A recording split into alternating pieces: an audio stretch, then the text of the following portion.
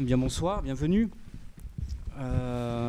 Donc bienvenue pour ce deuxième week-end acide qu'on a commencé hier soir. Donc avec moi, pardon, j'ai commencé par le début.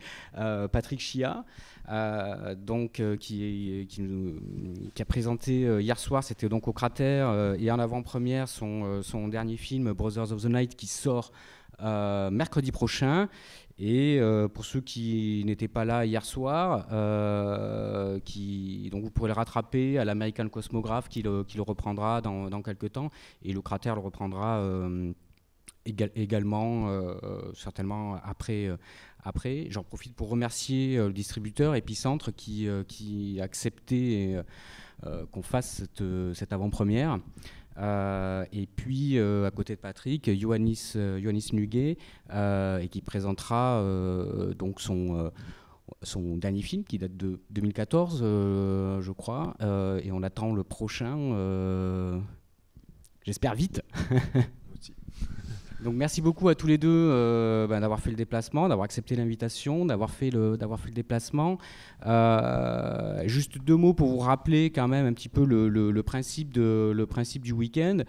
Donc là c'est la rencontre avec nos deux invités, et l'idée c'est-à-dire qu'il y a, on va dire, un cinéaste invité et son parrain. On va peut-être rentrer après, on va expliquer pourquoi parrain. Donc deux cinéastes qui sont soutenus par l'ACID, donc qui se soutiennent, et donc l'idée c'est de montrer leur film et en même temps une carte blanche, proposer une carte blanche qui soit en écho, en résonance avec notre invité. Alors peut-être pour commencer, rappeler ce qu'est l'ACID. Ioannis, ouais. Peut-être. Alors l'ACID, on la connaît surtout parce qu'elle a une section à Cannes pendant le festival, donc elle sélectionne 10 films au moment du festival. Et sa mission, l'ACID s'est créée il y a 25 ans à peu près à l'initiative de cinéastes qui voyaient leurs films perdre des salles et ne plus avoir la diffusion qu'ils espéraient. Et du coup, ils se sont formés en association pour défendre la diffusion des films dits fragiles. Alors, qu'est-ce que ça veut dire fragile ? C'est surtout ceux qui n'ont pas accès ou peu accès à des grands distributeurs parce que potentiellement, ils peuvent rapporter moins d'argent. Voilà comment je résumerais la chose. Mais ce n'est pas du tout un critère artistique. L'ACID est un vivier de cinéastes aujourd'hui, cinéastes français mais aussi étrangers, et qui parcourt un peu tous les nouveaux talents du cinéma. C'est souvent, beaucoup de premiers films sont montrés à l'ACID à Cannes, deuxième, troisième film. Et à part son activité à Cannes, tout au long de l'année, en fait, il y a des commissions qui soutiennent des films d'un cinéma indépendant, exigeant, auquel l'ACID apporte un soutien à la fois à son réseau de salles, un réseau de salles partenaires. Et l'idée, c'est que ce sont des cinéastes qui choisissent les films, et du coup, des cinéastes vont accompagner la sortie du film et proposer des soirées, débats, avant-première aux salles partenaires. Et là, c'est un peu le cas. Donc moi, j'ai vu le film de Patrick en visionnement à l'ACID, et j'ai été parmi ceux qui ont désiré soutenir le film et qui ont beaucoup aimé le film. Donc voilà, et si vous voulez, l'ACID à Cannes, c'est un peu ce qu'était la caserne des réalisateurs il y a 25 ans. C'est vraiment les cinéastes qui font la sélection des films d'autres cinéastes. Le partenariat avec la Cinémathèque, c'est tout nouveau. Donc il y a eu un premier épisode. Donc on est un peu en tâtonnement encore. Mais voilà, l'idée de l'ACID, c'est ça aussi. C'est dégrainer un peu sur le territoire des partenariats, et qui permettront de faire connaître et de promouvoir le cinéma indépendant en France.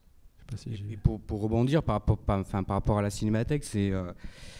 donc effectivement, c'est un nouveau rendez-vous, et j'ai envie de dire, vu la foule dans la salle, c'est un rendez-vous qui demande encore à être travaillé, mais pour nous, c'est important parce que c'est pas forcément ce qu'on attend de nous, parce qu'en général, on attend, on va dire, plutôt du côté rétrospectif. Par exemple, on fait Kurosawa aussi en même temps, et c'est peut-être ce qu'on attend de nous, et c'est aussi notre mission, et on aime à l'accomplir. Mais ouvrir cette fenêtre aussi à l'acide, voilà, c'était vraiment une volonté parce que je pense très sincèrement que c'est le cinéma de demain qui se joue là. Et c'est pas parce qu'on est une cinémathèque qu'on devrait simplement regarder en arrière dans le rétroviseur. C'est aussi se projeter. Et donc voilà, moi ouais, je pense que c'est un rendez-vous qui est très important pour nous en tant que cinémathèque aussi parce que c'est une cinémathèque, c'est la place du cinéma et avec l'Acide, c'est le présent et l'avenir, donc le patrimoine de demain qui se joue là. Voilà. Bon, sur ce préambule, enfin, je sais pas, Patrick, peut-être tu voulais dire quelque chose de plus. Non, je découvre l'acide, ils m'ont soutenu. Non, j'avais entendu que les débats étaient vifs, donc c'est super. Il y avait des gens pour et des gens, je crois, n'importe. Bon. C'est vivant. On aime les films ou on les aime pas, et c'est bien d'en parler. Et donc du coup pour revenir sur vous donc et sur vous deux, première question, je vais dire, c'est un petit peu le parcours, parce que je vais peut-être dire une connerie, mais j'ai l'impression que c'est un petit peu un parcours atypique. Patrick, il me semble que tu as fait plutôt des études d'art, ensuite de stylisme, plutôt la mode, et puis arrive le cinéma, où tu fais l'INSAS, école de cinéma de Bruxelles. Donc, je veux dire, comment se passe enfin, comment tu as bifurqué quelque part. Et Ioannis, il me semble que j'ai cru comprendre que tu étais autodidacte, ou est-ce que c'est... Oui, moi j'ai fait de la danse avant, donc pas grand-chose à voir. Donc, ben, je sais pas, Patrick, peut-être tu peux ouais, nous résumer quelque part tes premiers pas en cinéma. Alors soi-même, on ne trouve pas atypique les parcours, parce que c'est son parcours, donc on le fait, mais on fait comme on peut. Je suis né en Autriche, j'ai vécu là-bas jusqu'à l'âge de 18 ans, et à 10 ans, à Vienne, je voulais être styliste, quoi. C'est au fond, un peu comme Yves Saint Laurent quand il était jeune, je dessinais des femmes avec des robes, quoi. Et je faisais que ça, j'étais très mauvais élève. Et je sentais, bon, j'avais 10 ans, hein, mais je sentais que c'était fuir le réel, mais en créer un autre, et que c'était pas la mode, mais des personnages qu'on dessine, bon, quelque chose comme ça. Par ailleurs, je dessinais beaucoup, et j'aimais beaucoup la peinture, c'était mon rapport aux choses, c'était de la peinture, quoi. Je me rappelle même, j'avais fait un tableau, genre, peut-être je vais trop loin, mais bon, ça va avec le parcours. J'étais dans une sorte de, comment on dit ça, d'un atelier d'un peintre, on peignait, quoi.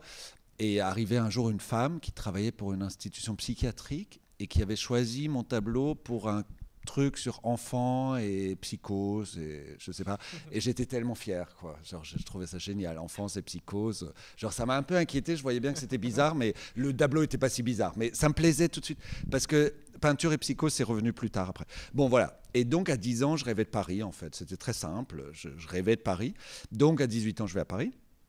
Et je fais du stylisme de mode, et donc machin, je fais mes études et tout ça, c'était très important, c'était très intéressant. Et puis j'ai commencé à travailler, mais donc il y a la réalité de la mode, genre comme vous connaissez tous, c'est un commerce très violent, il y a beaucoup d'argent, c'est un milieu très spécial. Et puis, c'était dans les années 90, il y avait vraiment des grandes personnes, quoi, qui avaient inventé des rapports. On va parler de danse sans doute un peu, mais qui avaient vraiment inventé de nouveaux mouvements par le vêtement, qu'est-ce que peut le corps, qu'est-ce qu'un peu un nouveau corps. Je ne sais pas, il y avait vraiment par exemple, les Belges étaient exceptionnels, il y avait un Autrichien exceptionnel à l'époque. Voilà, bon, je rêvais de ça, quoi. Mais une fois que je travaillais, c'était terrible. J'étais dans une entreprise et je regardais par la fenêtre. Et donc on dessinait, il y avait une crise sur des soutiens-gorge. Vraiment, toute l'entreprise hurlait dessus parce qu'il y avait un problème de diamant dans un soutien-gorge et tout ça. Et je regarde par la fenêtre et je voyais des jeunes qui discutaient dans la rue. Et je me dis, tiens, ça va être atroce, là. Moi, je vais être dans le monde où on discute des faux diamants dans des soutiens-gorge. Et je ne vais plus pouvoir sortir. Et donc, avec mon premier salaire, je me suis acheté une caméra Super 8. Et j'ai commencé à faire des films avec des amis totalement absurdes. Je n'oserais pas les montrer. On va dire, si je veux être un peu gentil avec moi-même, des sortes de John Waters. C'est-à-dire, c'était très, très sexuel, très mode. C'était des gens qui posaient dans des vêtements et qui se violaient. À peu près, c'était ça. Je pense qu'ils sont très drôles, mais je les faisais avec un sérieux de pape. Non pas que je me prenais au sérieux, mais je voyais tout de suite que c'était sérieux, le cinéma. Bon. Donc, en fait, par la mode, c'était plutôt d'abord un cinéma de fantasme. C'est-à-dire, je créais mes mondes, quoi. Mais en fait, je me rappelais que j'ai pris la caméra pour sortir. Et donc, petit à petit est venu le monde extérieur. Et là, je sentais que je voulais partir de Paris. Et j'ai découvert l'INSAS, qui est une école plutôt avec une idée du documentaire. C'est le cinéma d'abord, un cinéma du réel, on va dire comme ça. C'est-à-dire pas du scénario, mais de la vie, de qu'est-ce que l'autre, comment on le filme. Donc j'ai fait un chemin très étrange comme ça, je crois. Genre, il était naturel, mais la mode, c'est quand même quelque chose qui se passe dans la tête et au fond, on fantasme des femmes qu'on habille et qui deviennent des personnages, et c'est l'opéra, vers la caméra dans la rue et scoltiner comment on fait avec ce qui se passe, quoi. À l'INSA, j'ai fait du montage. Donc tout le monde a beaucoup ri. Je venais de la couture et j'allais à la couture du film, mais ça, il n'y avait aucun sens. Je ne sais pas ce que c'était. Ce que je savais, que c'était toujours la réalisation, mais que je sentais que la réalisation, ça ne s'apprenait pas. Ou je ne sais pas où ça s'apprenait. Ça s'apprend évidemment, il faut l'apprendre. Mais je voyais bien que l'école n'était pas le bon endroit. Et voilà le parcours, quoi. Et après, j'étais assistant monteur, j'aimais beaucoup. C'est un endroit où on apprend beaucoup. J'ai travaillé avec les frères Larieux, j'ai travaillé avec d'autres. Ouais, j'étais assistant sur pas mal de films. J'ai monté un peu, mais très vite, j'ai compris que j'avais cette très mauvaise attitude, qui n'est pas du tout une attitude de monteur. J'étais avec un réalisateur et je travaillais vraiment. Je suis très sérieux, je bossais. Mais je me disais, tiens, j'aurais pas fait comme ça. Et quand on peut pas, c'est pas être monteur, ça. On se dit pas, j'aurais pas fait comme ça. Mais je voyais bien que j'avais besoin de faire mes images. J'avais besoin d'avoir mon rapport au monde. Et c'est pas pour moi. C'était pas un truc d'égo. C'était un rapport viscéralement. Ça se passait comme ça, quoi. J'avais besoin de vivre quelque chose pour peut-être le partager avec les gens. Voilà. Et maintenant, en ce moment, le monde du fantasme revient à nouveau, c'est-à-dire que je lui fais à nouveau plus confiance. Mais bon, c'est un mélange comme ça. Donc j'aime beaucoup, par exemple, toujours les talons et tout ça. J'aime beaucoup les chaussures. Dans mes films, il y a toujours des chaussures. Par exemple, j'ai des ingé-sons. Bon, là, je vais un peu trop loin, mais des ingé-sons, on dit toujours... Parce que quand on fait des plans comme ça d'actrices, elles n'ont pas besoin d'avoir des talons qui font un bruit monstre. Et ils ont dit, elle ne peut pas le faire en chaussettes, ça serait vraiment bien. Et j'ai dit, bah non, sinon j'y crois plus, quoi. Je fais le plan parce qu'elle a des chaussures. Et donc voilà, bon. Donc il y a un mélange de fétichisme et de réel, quoi. Mais le cinéma, je pense que c'est ça, c'est un mélange de gros fétichistes et de voir ce que la vie nous apporte, quoi. Yoannis, s'il te plaît. Alors moi, je suis venu au cinéma par les salles, par une passion du cinéma. Et assez petit, j'ai commencé par faire de la danse. Et je pense que j'en ai fait au départ parce que je sentais mon corps m'échapper. Et c'est un peu ce qui a rejoint le cinéma après. Donc j'ai fait de la danse classique, après contemporaine, et j'ai commencé à travailler assez jeune pour des compagnies et des chorégraphes et metteurs en scène. Et ce que je sentais dans la danse et dans le jeu, c'était une forme de transe que m'a permettait l'expérience, mais en tant que spectateur du cinéma. C'est-à-dire que je me suis retrouvé à voir des films et à être pris entièrement par à la fois, alors pour moi ça s'incarnait vraiment, c'est-à-dire le corps des autres à l'écran et en même temps ce qu'ils traversaient. Et c'était quelque chose que je ressentais pas tellement en allant en tant que spectateur à des spectacles, et c'était la puissance de l'expérience de l'autre qui m'a dit mais oui, j'ai envie de transmettre ces histoires, ces vies. Et c'était la faculté du cinéma de faire vivre, de transmettre l'expérience de l'autre de but en blanc, c'est-à-dire qu'il passait quasiment pas, enfin pour moi quand on est au cinéma, l'intellect soit il fonctionne très très rapidement, soit il s'éteint le temps d'un film et il se réactive après. Et c'est exactement pour moi le même phénomène qu'en dans la danse, c'est-à-dire qu'un danseur il réfléchit pas, un danseur c'est pas un intellectuel. Et c'était ça que je trouvais puissant, c'est-à-dire que le cinéma nous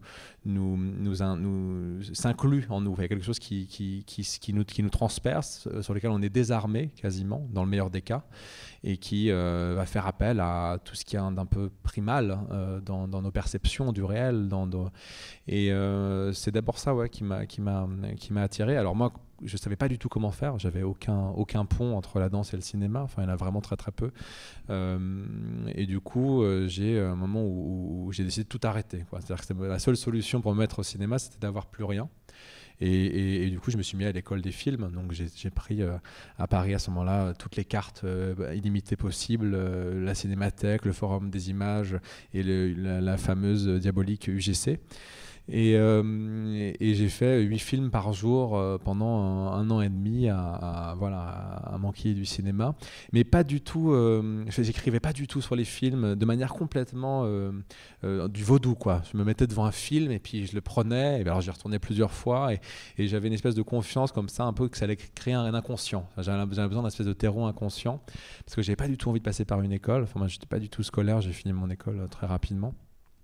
Et parallèlement à ça, alors j'avais une caméra Super 8 aussi dans mon enfance que j'avais récupérée de mon grand-père, mais voilà, je m'étais amusé petit à faire des scènes avec mes frères dans notre maison en Provence. On avait un espèce de petit théâtre et nous on faisait plutôt du cirque et des trucs clowns, des trucs un peu morbides aussi où on s'enterrait, enfin bref.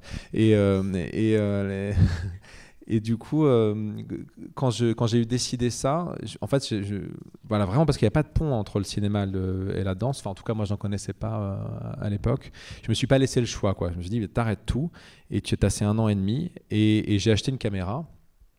Et j'ai cherché un terrain d'apprentissage pour filmer, pour apprendre à filmer et apprendre à traduire ce que je voyais, ce que j'apprenais comme ça des maîtres que je voyais à l'écran. Et j'ai trouvé un terrain extraordinaire qui était un terrain Rome. Donc par le bien d'une rencontre, d'une amie qui faisait école sur les terrains.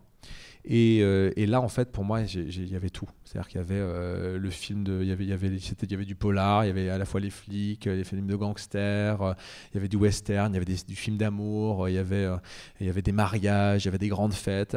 Et donc, je me suis mis à faire des espèces de petits courts-métrages. Et les gens étaient très contents parce qu'en fait, je leur faisais des films de leur baptême, de leur mariage, de leurs anniversaires. Puis ils trouvaient ça super bien et tout.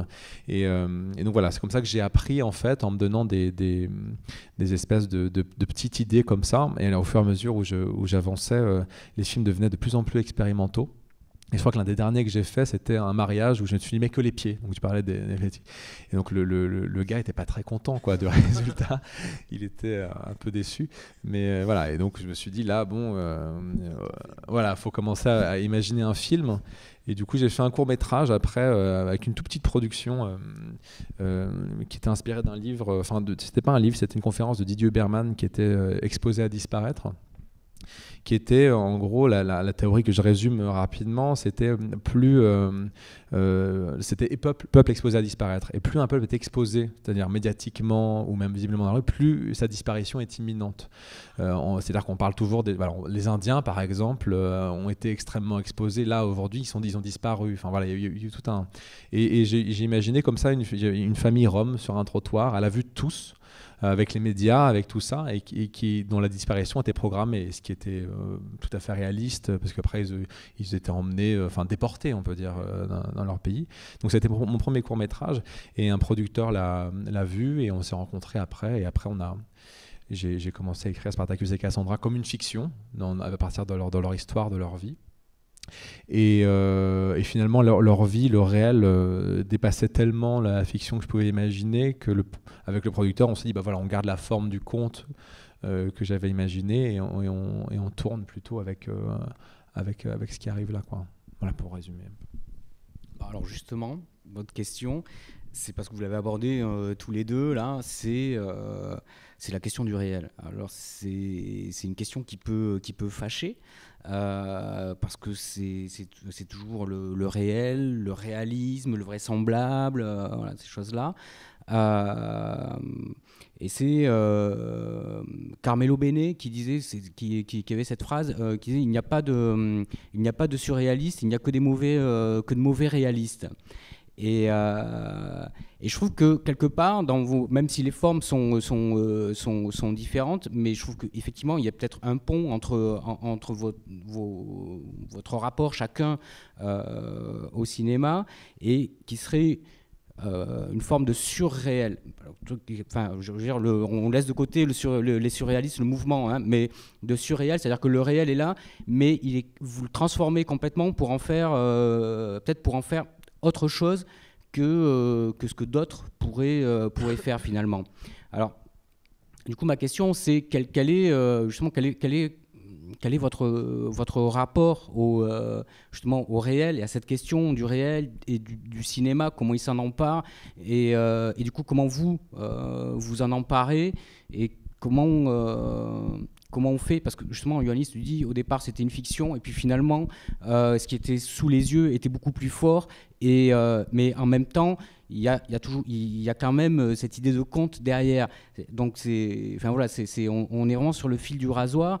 Et toi, Patrick, Brothers of the Night, c'est très exactement ça, quoi. C'est qu'on part du réel, mais en même temps, on donne du cinéma. Et on donne du cinéma aux spectateurs, mais on donne du cinéma aussi aux acteurs, aux personnes qui deviennent quelque part personnages. Et donc, comment est-ce que c'est quelque chose qui vous obsède, je veux dire dans le sens où est-ce que c'est le matériau, le terreau de votre cinéma, c'est-à-dire dès le départ finalement, quoi, ou est-ce que vous n'en rendez pas forcément compte? Et ma deuxième question, à partir de là, mais peut-être que ce sera un élément de réponse, je ne sais pas, c'est cette question du dispositif du cinéma que vous rendez sensible à l'intérieur du film. Est-ce que qui veut y aller? Pardon, ouais. J'essaie. On peut prendre le temps de revenir et de. Bien sûr, mais je trouve je vais essayer d'ouvrir le. Je sens que c'est pas un choix. C'est la première chose que je sens, c'est que c'est pas un choix. Je me suis pas dit tiens, je vais mélanger des choses, ou tiens, je vais mélanger des approches, ou que ça s'inscrit pas dans une histoire. Alors bien sûr, genre j'ai oublié de dire ça, mais bien sûr, il y a aussi des films qui m'ont beaucoup appris dans la vie, donc je vois très bien à quoi ça peut faire référence, mais tout ça, mais je vois bien que c'est plus profond. Donc en même temps, j'ai pas envie de faire ma autopsychanalyse, ça c'est pas si intéressant, mais c'est quand même quelque chose qu'on est nombreux à voir. C'est une question du rapport au monde qu'on peut avoir. Et je vois bien qu'il y a un combat qui m'intéresse, c'est entre ce qu'il y a dans la tête et peut-être ce qu'il y a dans le corps direct, quoi. C'est-à-dire qu'est-ce qu'on vit, ou peut-être alors disons-le autrement, entre la volonté et le fantasme. Et qu'on est tous tiraillés entre ça en permanence. C'est-à-dire qu'est-ce qu'on veut, ou qu'est-ce qu'on voudrait faire, ou qu'est-ce qui est notre image du monde, et qu'est-ce que le monde vraiment. Genre, qu'est-ce que sommes-nous, et qu'est-ce que sont les choses. Bon, je suis un peu chaotique, mais donc ce combat permanent. Et je sens même que dans mes scénarios, genre dans le domaine qu'on passe après, que c'est au fond quelque part le sujet, ou c'est un des sujets, je sais pas, je pense pas en termes de sujet, mais que c'est une personne qui voudrait maîtriser le monde, mais on peut pas maîtriser le monde, donc elle est maîtrisée, et chez moi ça marche, ils marchent toujours tous beaucoup pour saisir un espace et tout ça. Donc, et un jour, j'ai parlé avec un collègue de ça. Je lui ai dit, je sais pas, j'avais une crise, j'arrivais pas à financer un film et tout ça. Et je lui ai dit, comme ça, je crois, je suis totalement nul, j'y arrive pas. D'un côté, je rêve de films totalement fantasmagoriques, on va dire Hollywood années 30, avec des robes et on chante, c'est-à-dire le monde faux. Et de l'autre, je vois bien, j'adore. Je sais pas, j'ai pas tout de suite un truc là, mais par exemple, demain, je montre. Le film de Romer, c'est un truc très concret, quelqu'un qui cherche où faire ses vacances. Quelque chose, j'adore filmer quelqu'un dans une cuisine et qui doit se démerder avec sa cuisine réelle et que ça m'excite autant.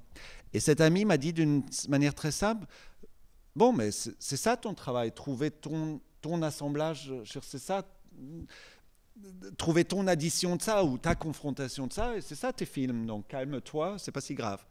Et donc je le sens un peu comme ça, c'est-à-dire que c'est un combat permanent en fait de la vie, c'est ce que je rêve de la vie est ce qu'elle est, quoi. Et que les films sont donc la confrontation de ces deux choses-là. Je ne sais pas si c'est une bonne réponse et ça ne correspond pas à tous les films et ce n'est pas une méthode, mais et maintenant j'ai l'impression avec le dernier film je l'accepte mieux. Moi en tout cas il y a des réalisateurs, je vois bien, qui ont une idée très fixe du monde et qui font des films pour représenter leur image du monde. Et je vois bien que ça ne m'intéresse pas tellement, ça. Ni en tant que spectateur, ni en tant que faiseur. Ce dont je rêve, c'est que je fantasme et que le réel détruit mon fantasme. Et que du coup, je remets du fantasme et le réel le redétruit. C'est une chose. Au fond, je fais des films pour vivre quelque chose et peut-être pour partager ce que je vis. Donc, je ne veux pas être trop fort. Mon fantasme ne m'excite pas tellement. Par exemple, Greenaway. C'est un cinéaste qui était très à la mode quand j'étais jeune. On allait tous voir des Greenaway. Et je me disais, pourquoi ça ne m'excite pas du tout? Je voyais bien que ça devait m'exciter. En plus, il travaillait avec Gauthier. Il faisait des tableaux. C'était totalement... Par exemple, la mode était totalement dans le côté de ça. Et la mode était impossible parce que, quelque part, le monde ne pouvait plus l'agresser, quoi. Elle était que dans le fantasme. Voilà. Bon, un dialogue comme ça. Je ne sais pas si c'est une réponse. Je vois bien que ce n'est pas un choix. Et moi, en ce moment, je vais un peu mieux parce que je l'accepte et je vois bien que c'est plus joyeux, les films, du coup. Voilà. Je ne sais pas si c'est clair. Moi, le réel ne m'intéresse que si on a aussi la réalité de l'inconscient. Si on a la réalité justement des fantasmes et des rêves de mes personnages.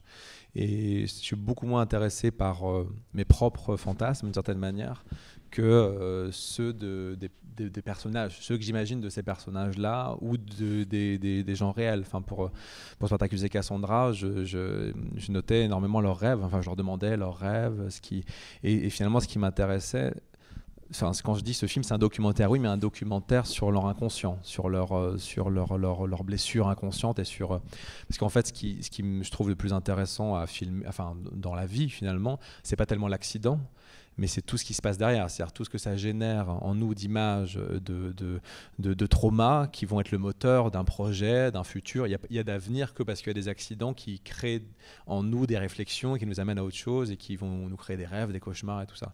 Et ça, c'est quelque chose qui m'intéresse, que je fonctionne assez comme ça. C'est-à-dire que je suis aussi... je me sens assez à l'écoute de cet inconscient en moi qui me pousse à faire des choses que j'explique pas. Et comme un peu dit Patrick, voilà, je suis pas sûr d'être capable d'expliquer pourquoi j'ai envie de faire les choses comme ça, mais simplement parce que on est tout le temps perturbé, mené par cet inconscient qui saupoudre, j'ai envie de dire, un peu oui, ces images sont comme un moteur. Et pour moi, il n'y a pas tellement d'intérêt à faire un film qui serait le plus proche possible d'une réalité tangible, sachant que c'est que seulement à travers des perceptions tout à fait différentes qu'elle existe et qui se reconstituent en permanence. Donc je préfère avoir le point de vue d'une intériorité et puis on comprend un truc très simple en faisant, c'est que c'est impossible. C'est-à-dire que le cinéma en même temps crée quelque chose et qu'il détruit quelque chose. C'est-à-dire tout moment qui nous excite, dès qu'on met une caméra, on le détruit aussi. Le cinéma est destructeur aussi. Et quand on l'accepte et qu'on le comprend, on arrive en fait à aller avec les gens ailleurs, quoi. C'est en même temps un outil de rencontre et de destruction, donc c'est un peu bizarre. Hein. Oui, c'est très impur. Enfin, moi, je sens que par rapport à la peinture, par exemple, pour moi, c'est complètement impur le cinéma. C'est-à-dire qu'on fait avec des éléments qui nous échappent sans cesse, qui sont des forces génétiques et chaotiques, et qui peuvent nous emmener aussi, enfin voilà, dans des impasses, oui, pour moi, il y a une espèce de morbidité de l'image en elle-même, voilà, qui menace sans cesse de tomber dans de l'imprévisible. Enfin, moi, je me sens aucune maîtrise sur mes films. Mais voilà, je peux le cadrer, je peux essayer de... Même dans le montage. Il y a le montage, voilà. Le montage, c'est le cadre, c'est ce qui nous ramène. Je dirais, c'est ce qui ramène le film. J'ai l'impression qu'un film, il nous échappe tant qu'il n'y a pas le montage. Et que l'effort du montage, c'est de le ramener à une vision. Alors, on a plein d'outils pour le ramener. Moi, j'aime beaucoup le voice-over, j'aime beaucoup la pensée intérieure. Il y a le rythme, le travail du temps au cinéma est formidable là-dessus. C'est qu'on a des capacités de rétractation et de dilatation qui nous emmènent dans un temps qui est hors de cette réalité. Voilà. Personne ne vit au ralenti, personne ne vit en accéléré, personne ne vit en ellipse. Donc ça, c'est le langage propre du cinéma qui nous ramène à cette construction de l'inconscient pour moi. Est-ce que quand même il n'y a pas... On est décevant, c'est ça? Non, absolument pas. Bah oui, non, pas du tout, au contraire. Est-ce qu'il n'y a pas... Je reviens au tournage quand même, parce que effectivement, le réel, quelque part, nous échappe. Mais j'ai l'impression, là, moi, en voyant vos films, surtout ton dernier, peut-être parce que Domaine est un peu à part, parce que parce que Brothers of the Night est vraiment aussi très particulier dans le sens du dispositif. C'est-à-dire qu'à la fois, vous êtes conscient que forcément, des choses vont échapper, mais il y a aussi le cadre, enfin, j'ai envie de dire presque l'environnement, ou de mettre en place un environnement dans lequel il y a des choses qui vont se passer et que peut-être vous pourriez attraper sans savoir à l'avance ce que vous allez attraper. Enfin, je pense, Patrick, par rapport à Brothers of the Night, parce que c'est vraiment, c'est aussi c'est le dispositif, c'est ce que tu as fait avec ces jeunes gens. Tu les as mis dans une position de faire un film et donc quelque part pour capter quelque chose avec la caméra sans nécessairement savoir ce que c'était, mais tu avais l'intuition quand même qu'il y avait quelque chose et qu'il y avait besoin de ce décorum quelque part pour décoincer, me semble-t-il. Oui, bien sûr. Après, jouons sur les mots un peu. Je ne l'ai jamais pensé en termes de dispositif, mais peut-être quand j'ai commencé à faire du cinéma, c'était vraiment un mot qu'on utilisait beaucoup. Et il y avait beaucoup de films qui avaient des dispositifs apparents et qui étaient la structure des films. Comme si par moments, j'avais l'impression que j'allais au cinéma voir des dispositifs et je voyais plus. J'étais plus. Tu as dit un truc au début, comme ça, être submergé par quelque chose. Je voyais des structures, quoi. Ouais. Donc, je l'ai jamais pensé en termes de structure. Je pense que c'est un truc tout simple. C'est que. Et je dirais que c'est le cinéma, mais c'est la vie, tout simplement.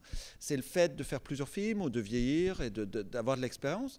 C'est de plus croire en son intuition, c'est-à-dire comment on fait avec les gens, quoi. Et à la rencontre, et comment faire que quelque chose est possible. Et au début, je croyais que c'était la force, et vraiment les courts-métrages, je croyais que c'était la volonté, et puis à un moment, je croyais que c'était l'intellect.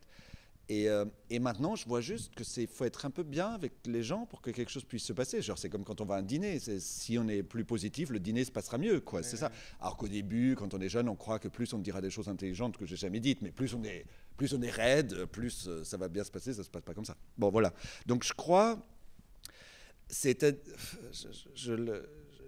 j'espère être devenu quelqu'un de plus généreux avec les années, quoi. Et donc en cinéaste aussi. Et donc là, ma question, c'était comment faire que quelque chose puisse se passer, quoi. Mais comme tu l'as dit, comment faire que quelque chose puisse me submerger, donc que quelque chose puisse bien se passer pour que les autres puissent fleurir, quoi, pour qu'ils puissent être les mieux, voilà. Donc je dirais un truc de l'amour, quoi.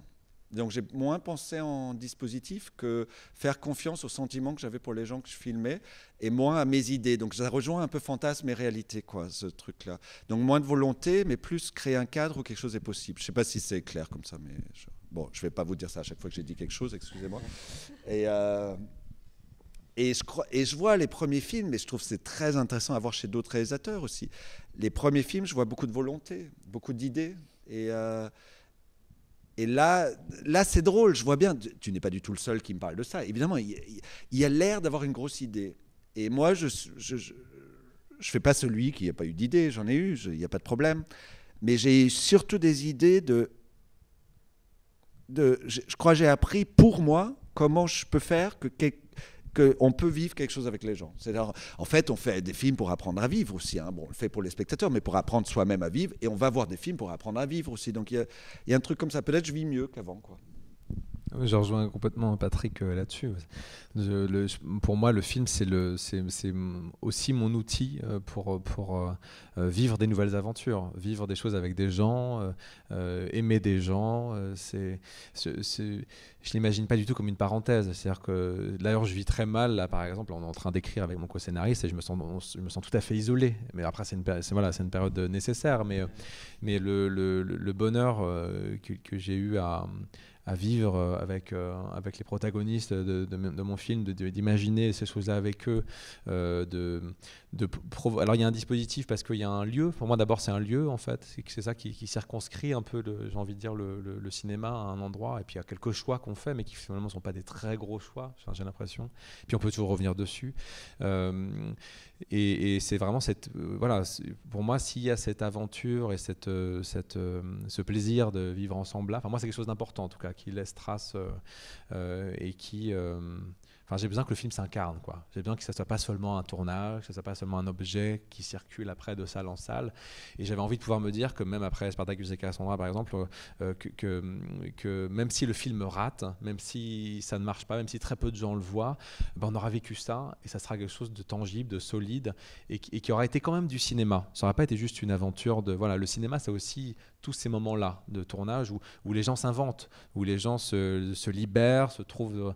voilà, parce qu'effectivement, le simple fait de mettre une caméra dans un endroit, pour moi, même avec des indications minimales, c'est déjà donner la possibilité à celui qui est filmé d'affirmer un sujet qui peut être un peu déviant de son discours sur lui-même, de discours des autres sur lui-même. Donc c'est lui donner un espace de liberté par le cinéma qu'il n'aurait pas autrement. Et voilà. Nous, on est très spectateurs, en fait. Ouais. C'est ça. Il y a, je crois... Non, pardon. Bien sûr, vas-y. Je trouve qu'il y a un truc intéressant parce qu'on arrive au cinéma pour découvrir des films. On a été spectateurs comme toi, peut-être maintenant on en voit moins parce que quand on en fait... Mais bon, j'en vois beaucoup. Et d'abord, on est spectateurs. Et au fond, je crois, un peu sur le tournage, on y imagine le réalisateur, et il y en a certainement, hein, on dirige, mais au fond, on est spectateur. Alors on donne les trucs pour que le spectacle nous plaise un peu. Hein. On dit, bon, on préfère le rouge, donc on fait plus un décor rouge. Mais au fond, on a notre chaise où on est debout, mais on est un peu spectateur. Et moi, j'ai eu ça sur les fictions, sur les documentaires, sur tous les films, des moments où je me dis, mais c'est pas possible. Tiens, j'ai rien fait, j'ai chauffé un peu l'ambiance. Et ça arrive. Le cinéma, c'est très mystérieux. Au fond, on est juste spectateur. Et au montage, on devient un peu actif. C'est-à-dire le spectacle, on se l'arrange un peu parce qu'on veut qu'ils tiennent la route, mais on reste les spectateurs de cinéma en fait. Donc on est, voilà. Et moi, dans cette expérience-là de spectateur, j'aime bien avoir la place j'aime bien cadrer, donc j'aime bien tenir la caméra et voilà. Et parce que c'est vraiment, ça se rapproche aussi peut-être de la danse et de ce désir du mouvement, de tourner autour des corps et de faire partie du spectacle, sans être à l'image. Mais voilà, c'est un peu moi c'est mon. C'est ce qui n'existait pas tellement dans le cinéma, c'est un peu la troupe. Moi, je viens du spectacle et de la danse, et c'est vrai que j'aime énormément cette énergie chorale, où du coup, mais voilà, Patrick a pareil sa place en étant sur une chaise, on l'a aussi, c'est la même chose, c'est la place du metteur en scène, elle est là, elle existe dans le spectacle. Et c'est vrai que moi, j'ai besoin d'être au cœur, de sentir que ça, voilà, que je tourne à la fois autour, mais aussi que je suis là, et donc d'être complètement visible, complètement prenant. C'est pour ça que voilà, j'imagine pas j'imagine faire un documentaire comme de la fiction, c'est un peu la même chose pour moi parce que j'ai pas d'invisibilité et je cherche pas ça. Je cherche au contraire à être au cœur, quoi, au cœur et à recevoir tout.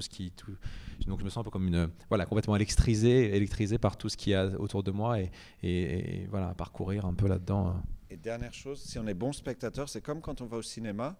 Si on est bon spectateur, si on est assez ouvert, des choses peuvent arriver. Donc au fond, être disponible, c'est ça le premier truc. Mais comme quand on va voir un film, vous vous rappelez quand on est jeune, il y avait toujours tout le monde qui disait « Ah, ce film est chiant ». Mais les films chiants, en général, si on était bien disponible, c'est là que ça se passait, quoi. C'est pas l'ennui, par exemple, c'est pas du tout un bon critère, je trouve toujours. Donc c'est un peu être spectateur disponible et mettre un peu le feu parfois quand ça devient mou, quoi. Donc moi, je tiens pas la caméra, mais parce que je trépigne trop. Moi, je suis surexcité. Donc la caméra, et que j'aime pas du tout l'image qui bouge, parce qu'en tant que spectateur, ça me fait mal au cœur. Donc je peux pas. C'est techniquement pas possible. Donc en gros, ce que vous êtes en train de dire, c'est que on fout rien. Que la direction d'acteur, par exemple, enfin ce qu'on appelle la direction d'acteur, tout ça. En gros, bon, c'est un peu de la. Mais c'est aussi de dire banal que c'est hyper banal de dire que c'est rien, mais c'est juste être ensemble. Je crois c'est reconnaître la force des gens quelque part. Les aimer, c'est quand même beaucoup les aimer. Hein. On croit toujours les acteurs sont chiants, il faut les aimer. Mais il y a vraiment un truc. Moi, j'ai été filmé une fois, j'ai pas dû jouer. C'était une sorte d'entretien un peu. Il fallait que je sois un peu moi. J'ai compris qu'on donne une chose dingue et que c'est un truc d'amour, quoi. Mais dirigé. C'est du rythme, quoi. Moi, je dis que plus vite, moins vite, quoi. Et même dans le documentaire, parfois, ils ont dit ça t'a plu. J'ai dit, j'avais même pas compris ce qu'ils ont dit puisque c'était pas. J'ai dit faisons plus vite, quoi, si vous voulez, ou moins vite. Non, le rythme, ça m'intéresse. Mais c'est facile à dire tout ça. Je pense le mot direction d'acteur est faux, quoi. Mais c'est évidemment, c'est être ensemble mais c'est pas des méthodes. Il y a pas de méthode, je crois. Non, après il y a des méthodes. Qu'on a récupéré du théâtre, Stanislavski mais en fait aujourd'hui ce qui comme tu dis là, c'est l'ambiance. Il y a un truc où on essaye de voilà, tu vois, comme avec tes histoires de marins, où tu leur donnais juste. Des fois, c'est juste des tout petits éléments. Pour moi, c'est un travail de juste, hop, on donne un petit truc. Et puis, ça vient pas forcément de nous, d'ailleurs. C'est aussi vachement le partenaire. En fait, pour moi, alors si on dit qu'un metteur en scène dirige un acteur, on peut dire que le partenaire d'un acteur dirige aussi l'acteur. Ça se dirige dans tous les sens, en fait. Et même un éclairagiste, si tout d'un coup, voilà, quelqu'un la manière d'éclairer une scène va changer de tout au tout, même le jeu de l'acteur. Donc, c'est tellement paramètres. Beaucoup plus que sur une scène de théâtre où l'acteur est nu depuis qu'on a accepté la convention, qu'on a un peu éclaté les quatrièmes murs et qu'on est sur quelque chose de plus épuré aussi, et où là effectivement on a que le corps, on a un acteur sur une scène de théâtre, il peut avoir des décors ou un danseur, voilà, pour dire il est là et il y a que lui, il y a que son corps, il peut avoir un peu de costume, mais là on travaille vraiment sur lui. Ça n'a rien à voir à faire avec être chorégraphe par exemple pour moi. Du coup, je trouve effectivement c'est plutôt un travail vraiment de sensibilité, où on va apporter un élément à un moment donné, puis on va se tromper aussi. Et puis des fois, on va mettre une énergie un peu dure peut-être sur un plateau et être un peu méchant, ou être un peu aussi pour créer ces choses-là. Mais je pense qu'un acteur, il a besoin, oui, d'être aimé. On se dispute parfois quand même. Voilà. Moi, je me suis disputé avec des acteurs. En général, je me dispute, c'est j'aime bien comment les gens se lèvent et s'assoient. C'est quelque chose qui m'excite beaucoup dans la vie. Et comment on marche, c'est les deux choses qui m'excitent. Et en général, oui, il y a des acteurs comme ça qui disent ouais, dans la vie, je ne me lèverai pas comme ça. Et tout ça. Genre, qu'est-ce que la vie? Ça, c'est bizarre. Ça, j'aime pas trop. Parce qu'en général, ça veut dire téléfilm. Beaucoup de gens pensent que le France 3 téléfilm, c'est la vie, et c'est pas la vie. Pas ça. J'aime beaucoup qu'on se lève très bizarrement, parce que quand on se lève, si chacun observe comment il se lève, on peut pas se lever plus bizarrement chacun.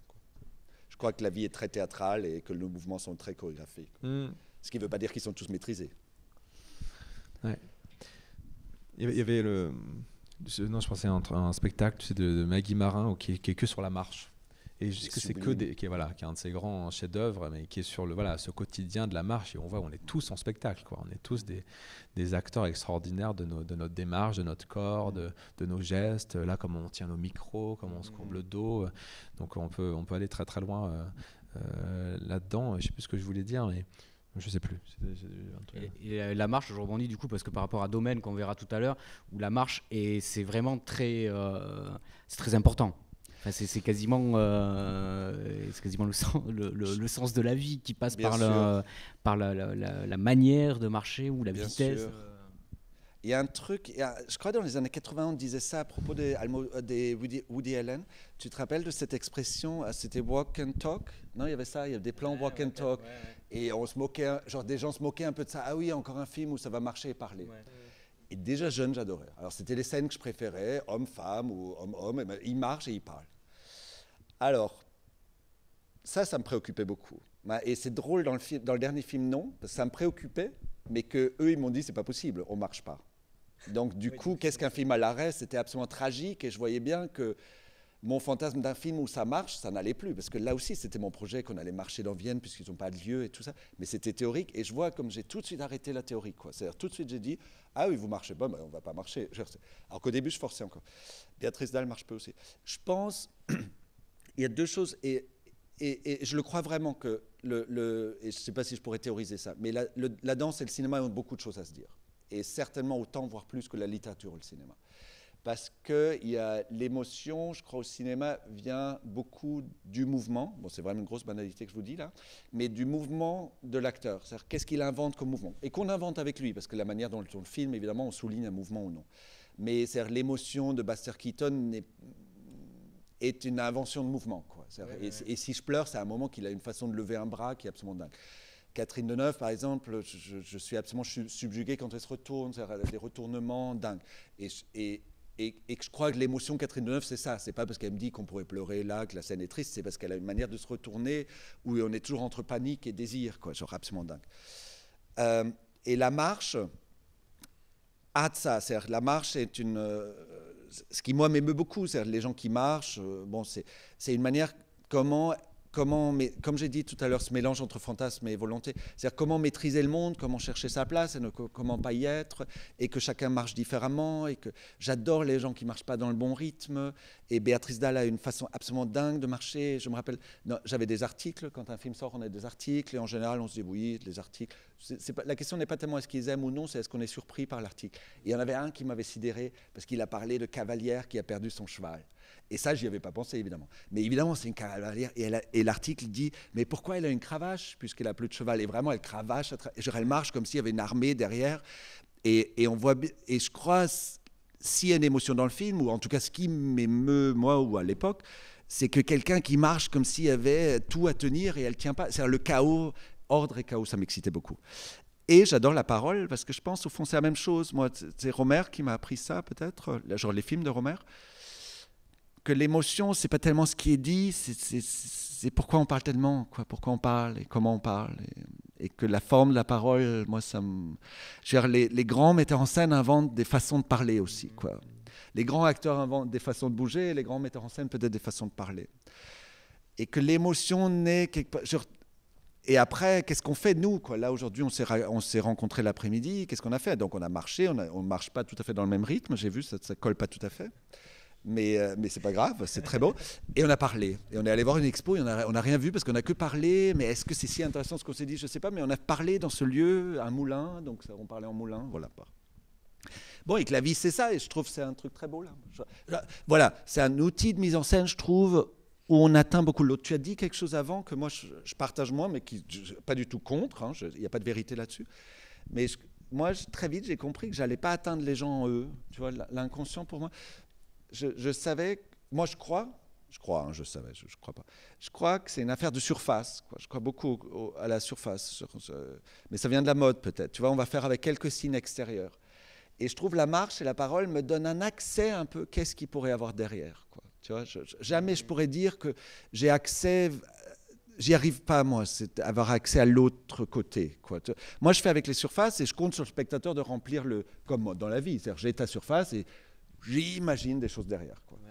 Mais que l'outil de cinéma ne me permet pas d'avoir accès à ça. Et je trouve, bon, je m'embrouille un peu, mais voilà. Et que la marche, peut-être, donne un accès un peu, parce qu'on ne marche pas bien tous, quoi. C'est ça.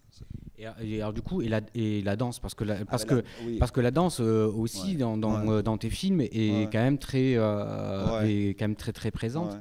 Et en plus, enfin voilà, de très belles scènes, que ce soit dans Brothers of the Night, mais dans le domaine qu'on va voir tout à l'heure aussi, il y a une scène de. Alors, là pour le coup, c'est danse, mais en boîte de nuit. Hein, c'est plutôt parce que là, tu aimes bien, les boîtes de nuit.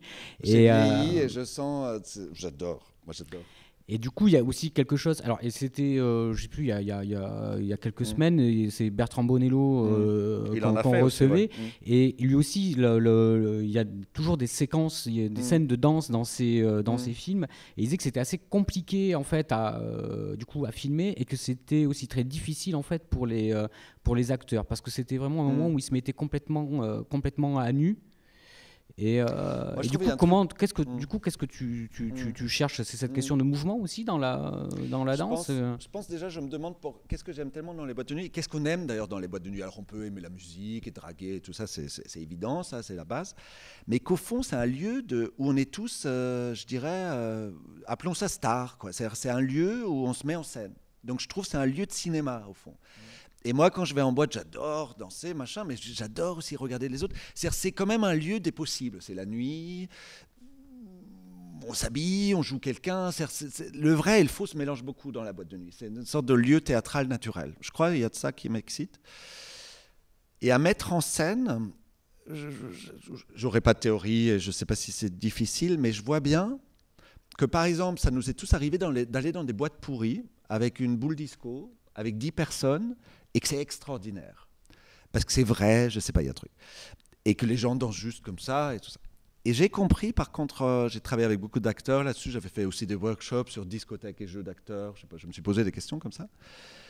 Et je voyais bien que jamais j'atteignais ce que je sens dans la boîte. C'est-à-dire si je le filmais comme ça, si je fais un plan de gens comme ça.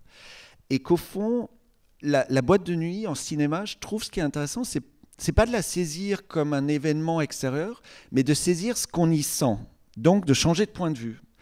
Et j'adore ces scènes à faire parce que tout à coup, je me mets à l'intérieur, je ne sais pas comment dire. Donc, je fais des interprétations totales de la boîte de nuit. Par exemple, dans Domaine, c'est tout en ralenti, mais ce n'est pas du tout un ralenti, c'est tout le monde dansait en ralenti.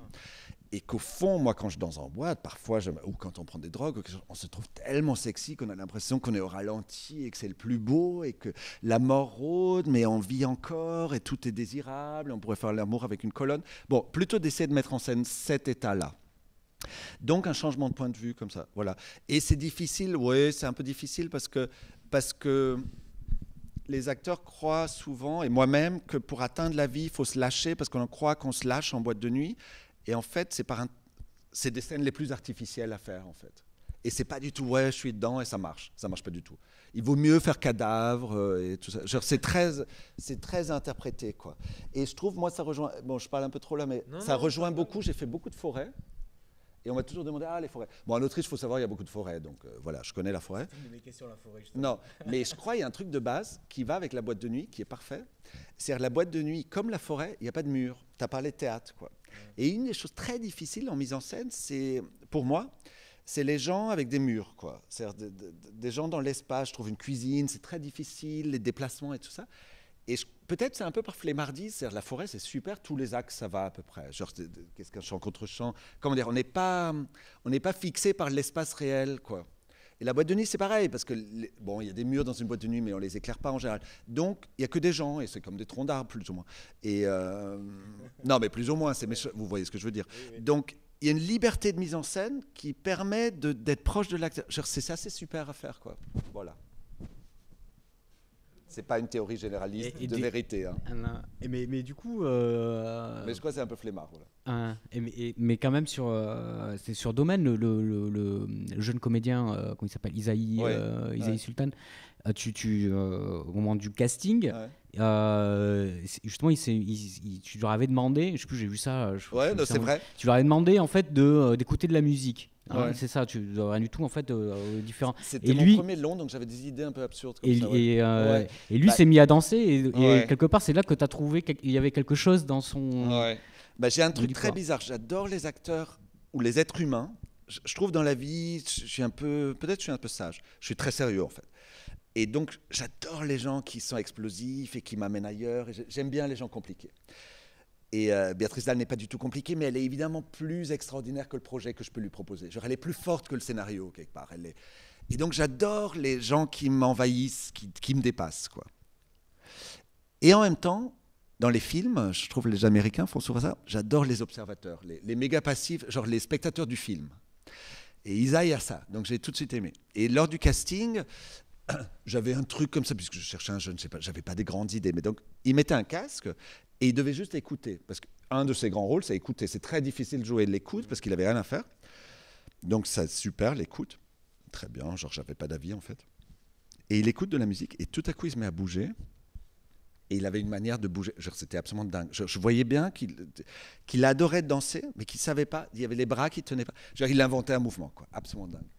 Et là, oui, je me suis dit, et il a une façon de marcher, il n'y arrive pas du tout avec Béatrice Dalle. Genre, elle, c'est l'armée, c'est les Prussiens qui arrivent. Ouais. Et lui, il a des Converse, je pense, et il traîne, mais il essaie de courir. Et dans le film, il a appris en fait à marcher autrement, genre pas du tout avec moi. Mais à un moment, elle a dû lui apprendre, il fallait qu'à la fin, il marche mieux qu'elle, quoi. Et elle n'arrive plus à suivre. Donc, et elle était très généreuse là, parce qu'elle s'est avachie un peu. Elle commençait à traîner la patte. Et du coup, lui, il marche royal à la fin. Il gère l'espace. Quand ça se passe en Autriche, il marche très bien. Bon, c'est très cruel tout ça dans le film. Et ça, tu veux dire, et ça, du coup, ça s'est passé entre eux?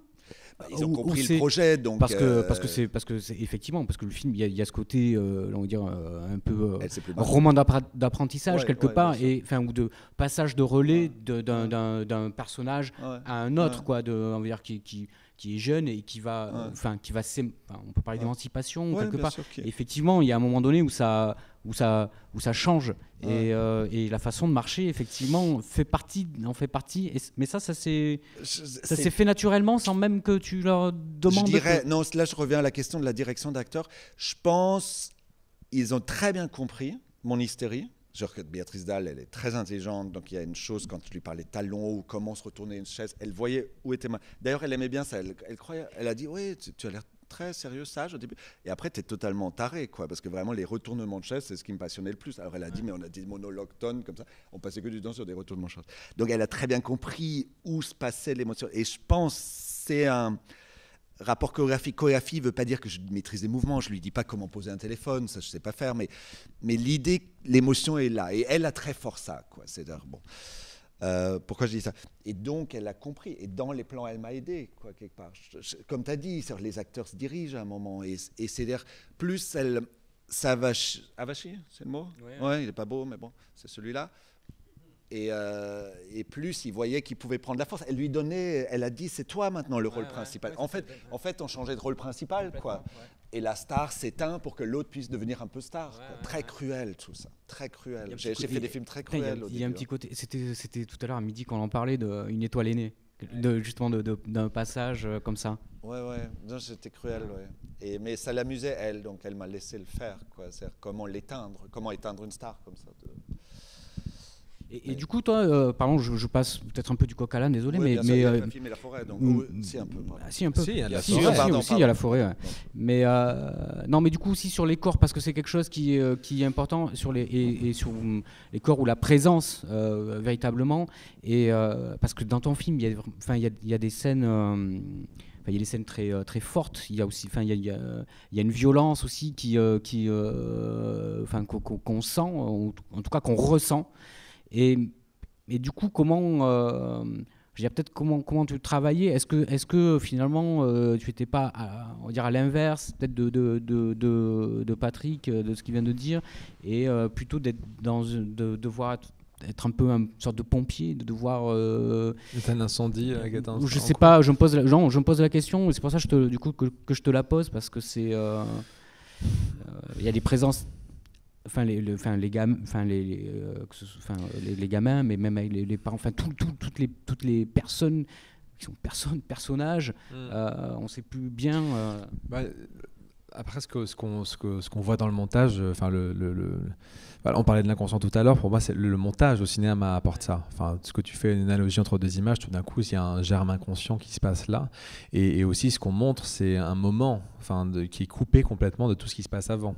Et donc cette violence, pour dire que cette violence, elle monte. Et donc, quand on est au cœur de ça, on la sent monter, mais elle n'est pas aussi violente que quand elle arrive très soudainement. Donc, la violence du père, par exemple, on parle de cette violence-là, qui est une violence un peu sourde, ou de cette discussion entre le père et son fils.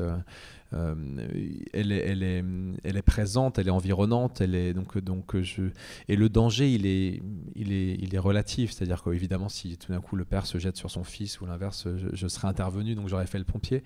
Mais à ce moment-là, et c'est, je pense, aussi un peu l'état qu'on a, ou que tu peux avoir dans les scènes de violence autres dans tes films, c'est que tu en fais partie, en fait. Enfin, moi, je me sens pas du tout exclu, c'est-à-dire je suis aussi au cœur de ce qui est en train de se jouer là, et effectivement, en filmant, je repousse la limite, jusqu'à ce qui est éventuellement danger, mais en fait, voilà, c'est relativement cadré, il ne pouvait pas se passer grand-chose.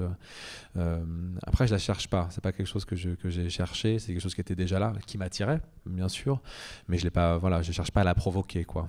C'est d'ailleurs intéressant avec quelle tendresse tu contrecarres. Je te connaissais pas avant, je voyais que ton film, mais il y a le regard, mais moi j'aime beaucoup la tendresse au cinéma, mais dans le montage il y a une tendresse. Il y a cette violence que tu n'utilises jamais pour les effets de cinéma, c'est plutôt pour lui rendre de la tendresse, quoi, par autre chose, quoi. Tu crées un dialogue, quoi. Ok, il y a cette violence, mais il y a aussi peut-être... Ça m'a assez bouleversé dans son film. Complètement. Et du coup, parce que là, comme tu parles de montage, ça veut dire qu'il y avait, au niveau des rushs, tu avais beaucoup d'heures, et du coup, ça a été un travail de montage. Déjà, peut-être combien le tournage, combien de temps? Alors, le tournage, ça a mis un peu moins d'un an, mais pas en continu. Enfin, moi, j'étais tout le temps sur place, mais on filmait peut-être quelques jours par semaine, c'était un peu étalé, parce que l'idée, c'était vraiment de choisir et d'avoir ces moments de tournage. Donc, de pas courir après les événements, de garder un peu cette forme, et donc de laisser passer aussi plein de choses. Et ça, c'était aussi important de se dire que, voilà, qu'il y a des choses qui n'appartiennent aussi qu'à la vie et qu'il fallait avoir ces espaces-là entre les moments de tournage et le montage après est un long processus. Il y a eu je sais pas, presque un an de montage. Alors pareil, par période de 2-3 mois, mais globalement, ouais, ça s'est fait sur... mais parce que aussi c'était une première expérience et que je me suis aussi perdu, et j'ai eu plaisir à me perdre dans toutes ces possibles. Enfin, et comme c'était un film sur les points de vue et qui se passait vraiment à travers la perception des enfants, voilà, j'ai été aussi parfois très loin dans toutes ces histoires de rêves. Alors après, les producteurs me ramenaient parce que les rêves, c'est quelque chose qui leur fait peur. Ils se ramènent toujours à quelque chose de réaliste, enfin voilà, dans ce qu'ils appellent le réalisme, qui est une situation en gros que tout le monde peut lire et comprendre en quelques secondes. Donc c'était un peu ça ma difficulté, c'était à la fois parce que quand on vous donne trop d'informations, et donc, enfin, pour moi, j'ai l'impression, quand on vous donne quelque chose de trop intelligible, vous voyez pas bien la scène, en fait. Moi, j'ai l'impression que une scène, elle doit forcément être à trop. Elle doit forcément. C'est ça qui, pour moi, génère comme le mystère du personnage, le moteur. Pour moi, c'est le hors champ, c'est tout ce qu'on voit pas. Et le producteur a plutôt, enfin, en tout cas, mes producteurs sur ce film avaient plutôt tendance à désirer qu'on comprenne très vite ce qui se passait parce que leur situation leur semblait complexe. Et en fait, on a tous des vies très complexes. Enfin, en vérité. Et on peut faire voilà, de personnages, ce personnage qui vient avec Béatrice Dalle et qui nous semble être un jeune homme tout à fait commun et qui nous apparaît assez un peu pas apathique mais voilà un peu en filigrane et un peu effacé, se révèle sa complexité au fur et à mesure du film, et c'est ça qui est beau, c'est quand on a l'impression qu'une chose est simple et qu'elle se révèle complexe et multiple et tout ça. Mais et je crois vraiment, et c'est pas de la formule qu'on fait les films parce qu'on comprend pas des choses et qu'on n'arrive pas à les nommer. On fait pas des films pour dire quelque chose. Il y a une sorte il y a un malentendu souvent là-dessus. Oui. Et on les fait parce que justement on n'arrive pas à les dire. Moi, je beaucoup, et donc tu parles hors champ, ça c'est quelque chose, mais aussi ou une forme de violence ou une forme de désir, et on comprend pas. Et même en fiction, quand on a tout écrit, au fond, au final, on le tourne parce qu'il y a quelque chose qu'on comprend pas, quoi. Et c'est ça qui nous excite. Et on le fait pas pour découvrir la réponse non plus, mais c'est là où le film se fait, quoi. Oui, et on va au cinéma aussi, pas pour avoir des réponses, pour nous dire que l'argent c'est méchant et que le supermarché c'est moche. C'est pas pour ça qu'on va au cinéma. Ouais. Pardon, parce que je vois que le temps passe. Alors peut-être, mais parce que peut-être que vous avez des questions à poser et auquel cas je vous fais passer un micro.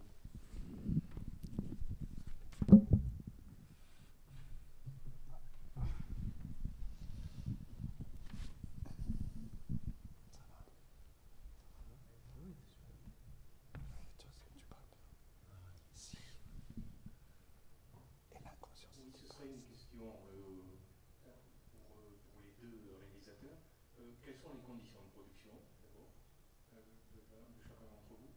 Et le scénario, le stade du scénario représente-t-il pour vous une écriture aboutie jusqu'au bout, découpage, plan, séquence, ou bien c'est juste un mémorandum et vous êtes très libre là-dedans? Il y a un truc très simple, c'est-à-dire qu'on est financé sur le scénario de nos jours. Déjà parlons de la chose. Donc le scénario a un peu un double statut, un peu mystérieux, c'est-à-dire c'est l'outil de réflexion. C'est comme nous tous, quand on réfléchit, parfois ça aide d'écrire. Donc c'est quand même l'endroit où on invente le film. Et moi je trouve ça très cruel parce que c'est en même temps l'outil de communication dans le sens où c'est celui qui doit convaincre des gens d'investir dans ce film.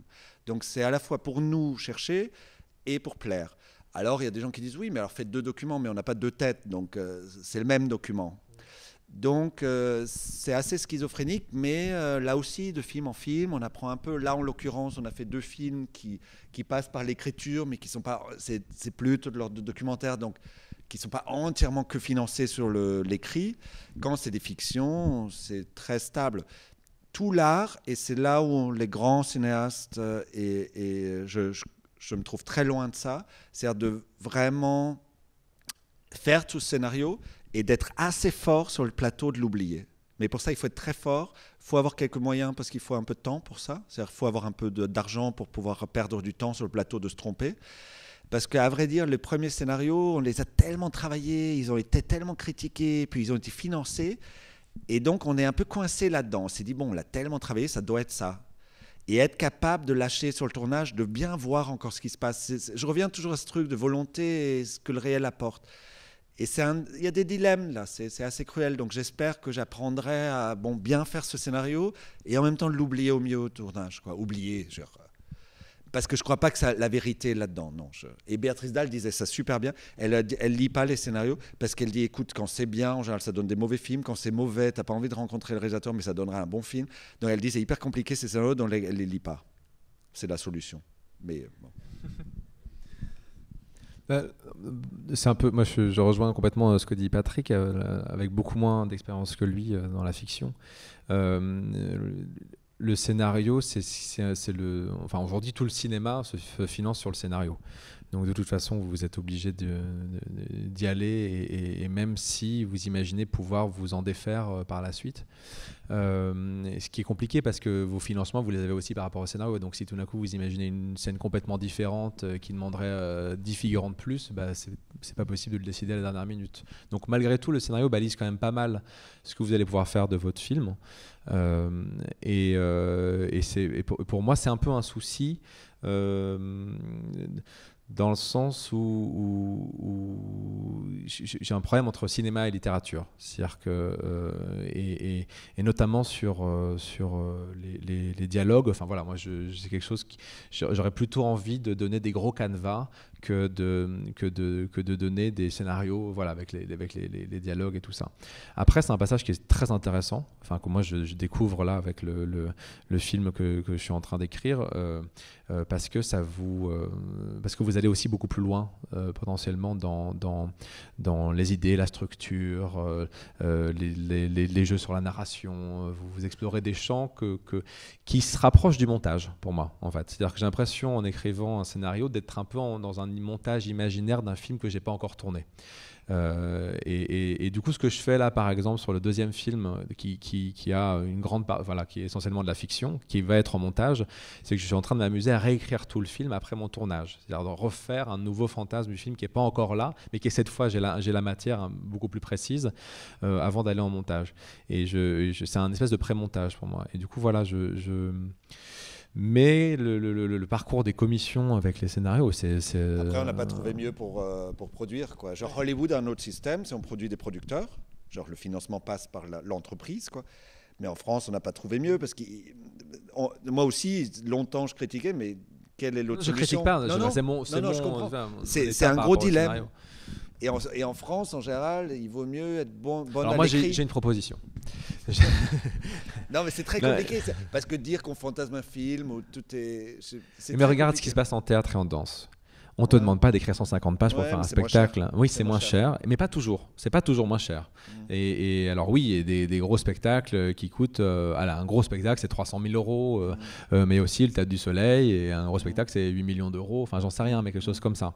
Et on leur demande pas des scénarios. C'est-à-dire que moi, à un moment donné, je me disais, pour se libérer aussi... Parce que c'est éreintant, l'incertitude. Enfin, quand tu travailles, on l'a dit tout à l'heure, tu as travaillé pendant 3 ans, et moi ça m'est déjà arrivé aussi de travailler pendant 3 ans sur un projet, et là tu l'abandonnes. Donc ça peut aussi, pour moi ça tue des cinéastes aussi, ça, concrètement.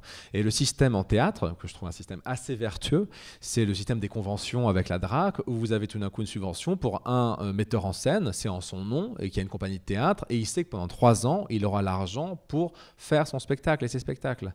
Et ça, pour moi, c'est un système qui d'abord, il y a l'avantage de la troupe. Après, ça, c'est mon personnel. Moi, j'aime avoir une espèce de troupe, d'un collectif, des gens avec qui on va pouvoir collaborer. On est un peu sûr de pouvoir avancer sur du plus long terme avec les gens.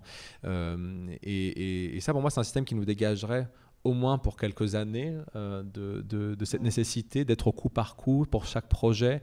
Finalement, ça rejoint un peu la politique des auteurs. Si on va au bout de la politique des auteurs, on devrait arriver à avoir des financements par auteur pour un certain nombre d'années et on leur fait, on leur propose. On est nombreux, hein. Mais c'est aussi le système hollywoodien, des contrats de studio. Tu signes pour 4 films avec un studio et ça t'engage. Alors, j'ai peur qu'on ne tiendrait pas, moi. J'ai peur que j'aurais pas de... On fait 2 systèmes. On va faire plus court. Non, c'est juste scénario, c'est délicat. Si maintenant c'est l'argent qui arrive. J'en profite là pour ajouter sur la question du scénario hors question de production, mais vraiment sur la question de l'écriture. Et c'est Frédéric Weissman qui, en fait, qui dit, entre le documentaire et la fiction, et qui dit la fiction, le scénario est écrit avant, et donc il s'agira en fait de faire ce qui est écrit, et dans le documentaire, le scénario s'écrit après, en fait, c'est sur la base du matériau qui a été filmé. Donc quelque part, sur deux formes d'écriture peut-être différentes qui sont tombées. C'est en partie vrai. Moi, je trouve ça pas vrai, mais. Ouais.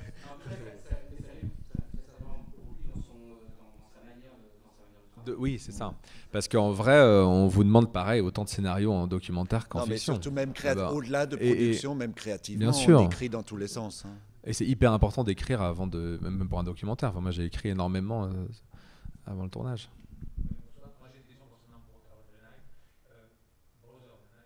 C'est qu'est-ce qui vous a amené à choisir ce sujet? Est-ce que c'est une idée? Est-ce que c'est quelle est votre relation aussi avec les Roms? Qu'est-ce que ça vous a apporté? Est-ce que ça Vous étiez là hier soir? Non. Ah oui. Si, j'étais là ici pour Non, il n'y a aucun problème. Non, il n'y a aucun problème, je ne vérifie pas, c'est juste je me demandais. Non, parce que sinon, je vais vous répéter la même chose qu'hier. Ouais. Vous avez parlé au début que vous avez aussi Ouais. filmé les Roms. Ouais. Et puis voilà, quel retour, qu'est-ce que ça vous a apporté? Ouais. Je vais faire très court puisqu'on n'a pas montré le film là et peut-être des gens étaient là déjà hier et j'ai peur que vraiment ils entendront la même chose, ils seront choqués. Je ne crois pas au sujet, moi. Je ne crois pas. Vous n'allez pas au cinéma pour voir un sujet traité, et moi, je ne fais pas des films pour traiter un sujet. Donc, j'ai rencontré des gens que je trouvais exceptionnels, et le cinéma vient, je pense, de ça, d'un lieu exceptionnel, de personnes exceptionnelles, d'une situation. Genre exceptionnelle dans n'importe quel sens. Un désir de vivre quelque chose. Par hasard, j'ai rencontré des Roms. Alors, évidemment, j'ai lu des choses, je me suis intéressé et tout ça. Mais j'ai ni fait un film sur la prostitution, ni sur les Roms, ni sur la Bulgarie. Et profondément, en tant que spectateur, j'adore les films qui sont sur rien. Ce qui ne veut pas dire que j'aime les choses totalement débiles. Hein. Mais j'aime beaucoup les réalisateurs qui n'ont rien à dire. Il y en a des très grands. Et qui font des films sur rien. Et finalement, peut-être le monde y est. Donc, ce qui m'a le plus surpris, là, c'est pas qu'ils soient Roms, c'est que j'ai rencontré des garçons qui m'ont ouvert un monde. Et où il y a une force de monde. Et il y a eu un monde que je ne comprends pas et donc que je trouve très vivant.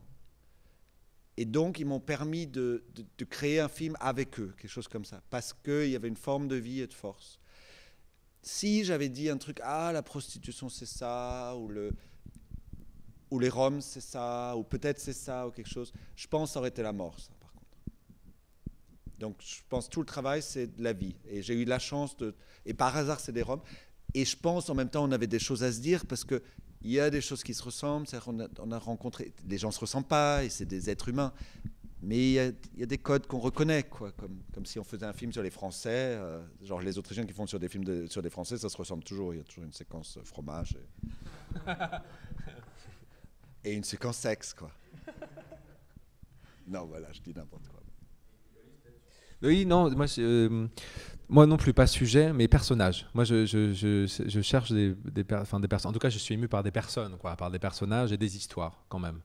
Et c'est mon souci principal, là, dans l'écriture des scénarios, c'est ça. C'est ces personnages. C'est avec qui on va vivre, quoi, avec qui on va traverser des choses. Mais du coup, non, c'est plutôt... oui, je pense qu'on n'a vraiment rien à résoudre. D'abord que c'est pas possible, que le cinéma peut, mais que même le cinéma qui cherche à résoudre, c'est-à-dire le cinéma militant par exemple, qui cherche à répondre à une question précise, n'y parvient pas et surtout ne nous communique pas. Pour moi, suffisamment de sentiments, on n'est pas assez traversé par suffisamment de choses pour que même ça crée chez nous, ça provoque chez nous l'action quelque part. Ça c'est mon sentiment quand je suis devant du cinéma militant, qui est pour moi le cinéma du sujet. Et Et finalement, quand je vous disais tout à l'heure que j'étais sur les terrains Rome et tout ça, parce que c'est simplement un champ de la vie, simplement un cadre, et que à ce moment-là, j'y ai vu plein de possibles pour moi. C'était aussi une nouvelle rencontre. C'est aussi, alors il y a peut-être un peu d'exotisme au départ, qui est de voilà, et ces gens sont dans des situations, il se passe énormément de choses, ils sont dans des situations difficiles. Oui, sans doute inconsciemment que ça m'attire, que cette marge m'attire d'une certaine manière. Après, j'y vais pas pour répondre à ça. J'y vais pas pour dire ouh là là, il faudrait les sortir de cette misère, parce qu'il n'y a pas de réponse à ça. Enfin, oui, il n'y en a pas. Mais je sens, dans des débats, je vois souvent, elle vient cette question, et je vois bien que on est décevant. Il y a un truc, comme s'il y avait un mélange d'attentes. Parce que j'imagine, quand vous posez cette question, que vous pensez quelque chose, ou que vous avez une réponse, ou que vous pensez que nous, on a une réponse qu'on ne donne pas. Non, mais c'est pas... Ne comprenez.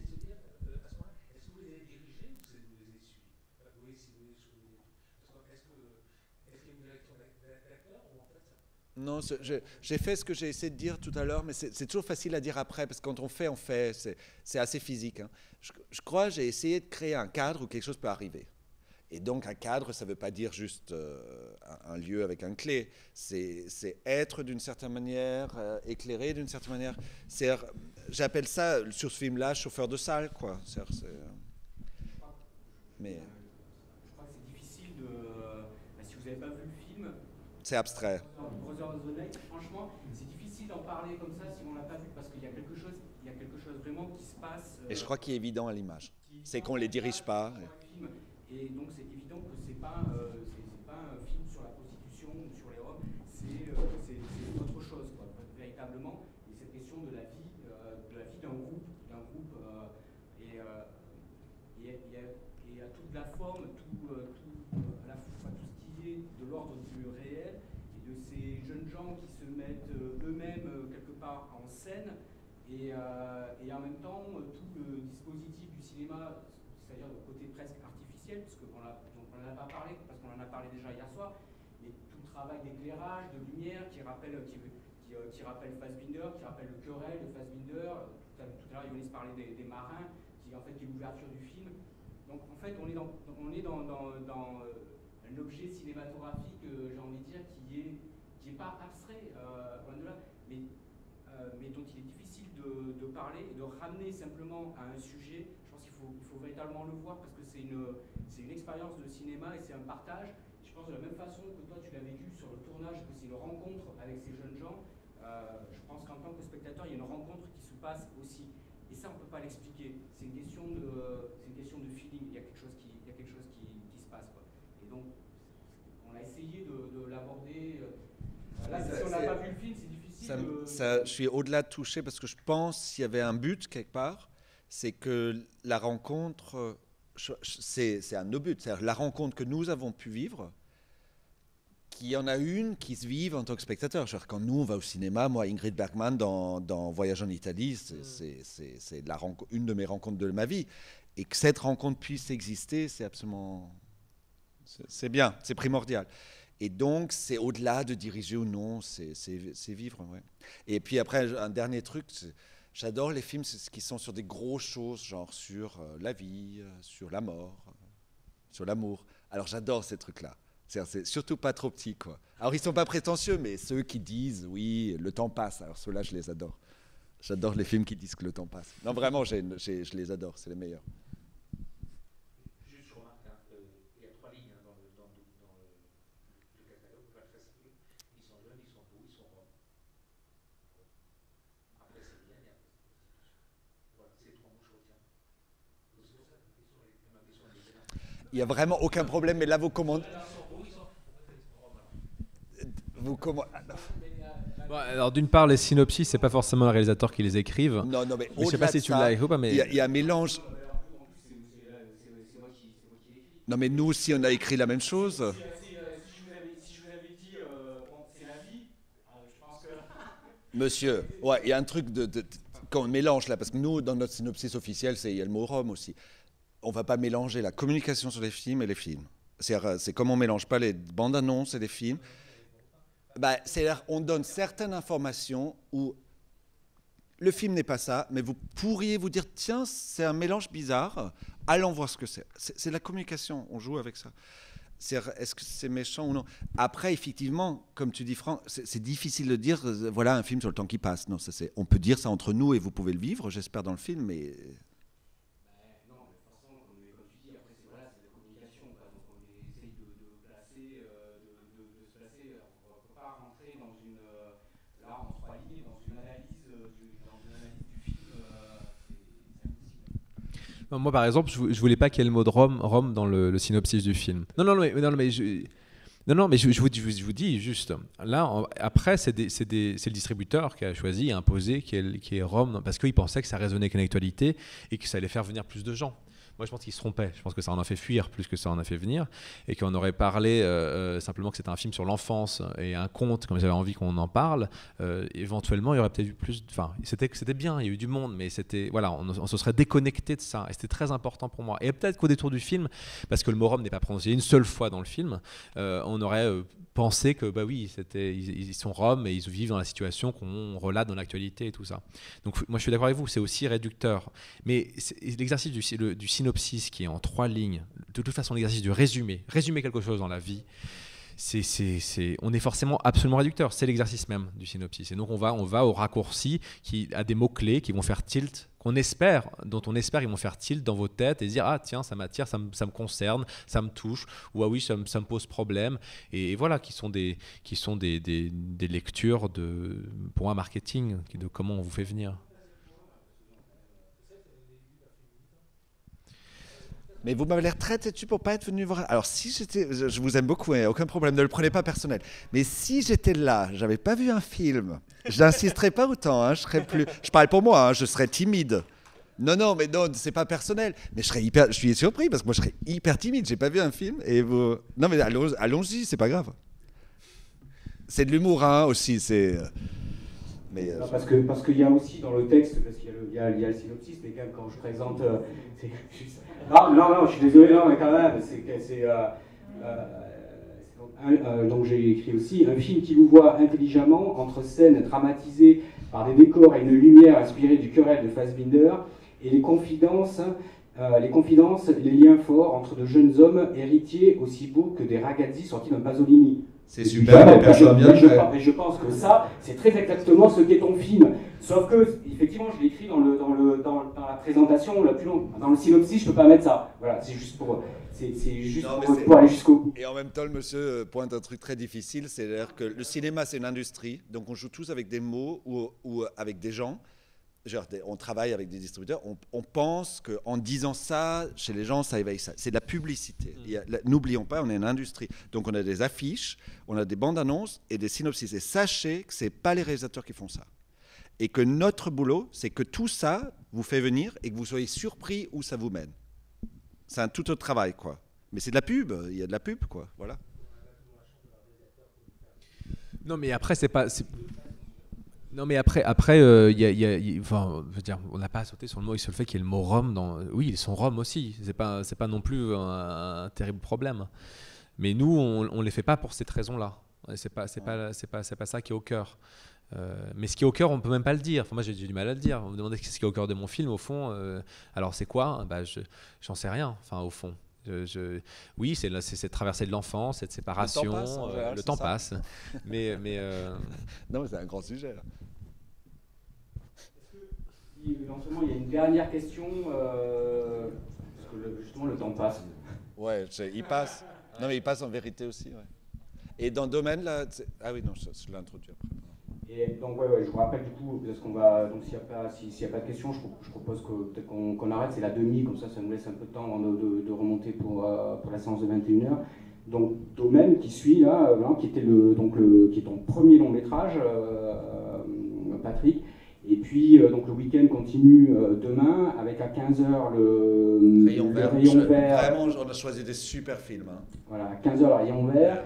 À 17h, The Last Days of the Disco, auquel tu tiens absolument. Et tu seras dans la salle pour le voir. Et puis à 19h, donc le film de Ioannis, Spartacus et Cassandra. Et puis nous terminerons donc à 21h avec La Lune de Fassbinder, précédé de Scorpio Rising de Kenneth Anger. En 16 mm, donc c'est... Non, c'est ça, ouais, 16.